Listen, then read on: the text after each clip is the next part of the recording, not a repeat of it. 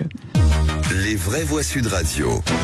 3 mots dans l'actu, Félix, qui sont vérité, trains et inondations. François Bayrou sonne l'alarme sur l'état des finances publiques. Il promet des remèdes dès le 14 juillet. Un pays qui ne travaille pas assez, voilà pour le diagnostic. Avec un slogan, la vérité permet d'agir. Les trains de la colère sont arrivés à la gare d'Austerlitz. Des usagers des lignes POLT, Paris, Orléans, Limoges, Toulouse dénoncent un réseau en souffrance, des retards, voire des suppressions de trains à répétition.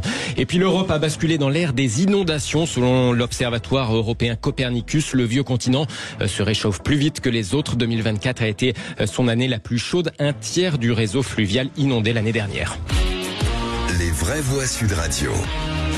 Mais d'abord, ces attaques coordonnées sur plusieurs prisons françaises ces dernières heures, ce sera le grand débat des vraies voix dans un instant. Des voitures incendiées, des tirs en rafale de Toulon à Nanterre, de Marseille à Villepinte. Gérald Darmanin, le garde des Sceaux, y voit une réplique du narcotrafic aux annonces du gouvernement pour s'en prendre au business de la drogue.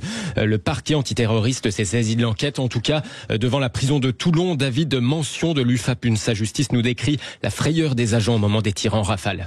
Il y a une balle qui a traversé, qui s'est logée dans une vitre qui donne sur la porte d'entrée où il y avait un agent en faction cette nuit. Donc je ne dis pas comme quoi l'agent est traumatisé par ce qui s'est passé. Ça pourrait être évité le fait qu'un véhicule puisse passer devant l'établissement comme ça, se pointer devant un établissement pénitentiaire. On va demander des mesures de sécurité pour éviter que ça se reproduise et qu'un éventuel passage d'un véhicule puisse arriver devant la porte d'établissement. Ça n'est jamais arrivé sur le centre pénitentiaire de la Farlette, c'est la première fois et effectivement ça pose question et ça fait peur. Maintenant. Un propos recueilli par l'AFP. Dans quelques instants, dans les vraies voix, on sera en ligne avec Wilfried Fonck de l'UFAP-UNSA Justice pour revenir justement donc sur ces attaques de prison. Et puis on passe donc au premier mot, à vérité. François Bayrou sonnait l'alarme aujourd'hui sur l'état des finances publiques. Avec un slogan inscrit sur son pupitre, la vérité permet d'agir, et un message du Premier ministre, la France doit remédier à l'état critique de ses finances publiques. Pour ça, il promet des remèdes à partir du 14 juillet. Mais en attendant, l'heure était donc au diagnostic. Tout à l'heure, le Premier ministre entend préparer le terrain et mettre la France en garde contre le piège de la dette. Nous ne produisons pas assez et nous ne travaillons pas assez. Seule une prise de conscience de nos concitoyens, seule la confrontation les yeux ouverts avec la vérité de notre situation peut soutenir une action déterminée. Rien ne serait possible sans leur soutien et leur soutien ne viendra que de leur pleine information.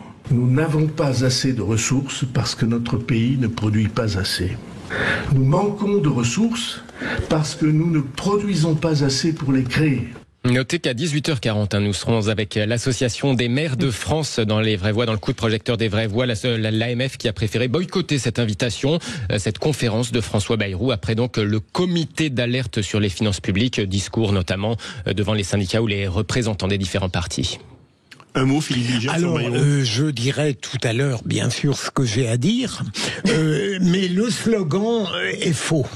La vérité ne permet pas d'agir. Et je développe pas, mais si je peux le dire tout à l'heure, ce sera très bien. Loïc Level-Président. On va en parler, j'espère, un peu. On va en parler. Ah bon. Oui, non, c'est toujours difficile à entendre un Premier ministre qui dit que les Français ne travaillent pas assez. Forcément, celui qui bosse comme un dingue, il trouve ça très injuste, quoi. Donc, c'est vrai qu'on se retient de pas se mettre en colère, mais voilà, c'est un petit peu trop général comme formule. Vaste programme. Troisième mot, inondation, avec ce constat de l'Observatoire Copernicus. Ah, j'ai oublié. Deuxième mot, train, avec ce jour de colère sur les lignes Paris, Orléans, Limoges, Toulouse. Oui, des usagers de ces lignes POLT ont baptisé ça les trains de la colère. Ils se rassemblent à la gare parisienne d'Austerlitz tout à l'heure pour dire leur ras-le-bol sur la dégradation de ces lignes. Partis de Cahors ou bien de Clermont, ils dénoncent 40 ans d'inaction sur le réseau avec des retards, voire des suppressions de trains à répétition. Parmi eux, des élus de ces territoires qui se sentent oubliés, dont Serge Rigal, le président du département du Lot. Imaginez que tous les jours, il y a 10 trains qui partent de la gare d'Austerlitz vers Toulouse et qu'il n'y en ait plus que 4 qui arrivent à Cahors. Vous comprenez que vous êtes déjà un peu abandonné parce qu'en cours de route, il y en a 6 qui se sont arrêtés, quoi.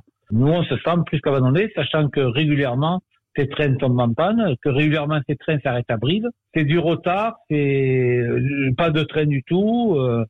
Tous les prétextes sont bons. Des retards qui peuvent des fois excéder plusieurs heures. Aller en train à Paris, ça devient pour nous un risque, quoi. Serge Rigal, président du conseil départemental du Lot, avec Albin Texera pour Sud Radio. Une délégation devait être reçue cet après-midi au ministère des Transports. On a un ancien patron de la SNCF. Cette ligne a été quasi abandonnée. Il fallait faire beaucoup de maintenance. Cette maintenance n'a pas été faite au profit, bien sûr, de ce que vous savez, c'est-à-dire des trains rapides. Et on se retrouve dans des situations dingues où effectivement, on fait 1 heure, 1 heure et demie, même 2 heures de plus en train régulier sur cette ligne que du temps où j'étais président, d'une part, et d'autre part que les trains n'arrivent jamais à l'heure parce que la ligne est pourrie. Donc je pense qu'à un moment, il faut faire de la maintenance. Je suis industriel, j'ai jamais compris comment la maintenance a été oubliée dans la SNCF. Oui.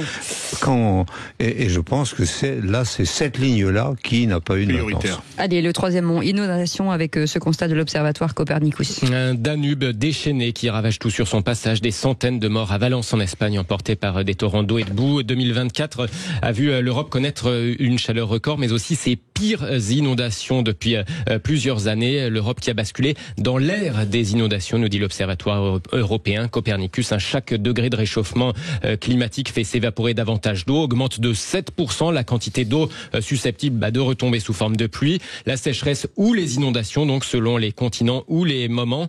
Le vieux continent qui se réchauffe plus vite que les autres régions du monde. Près d'1 tiers du réseau fluvial européen a été inondé l'année dernière selon ce bilan donc de Copernicus. Merci beaucoup Félix Mathieu. Allez.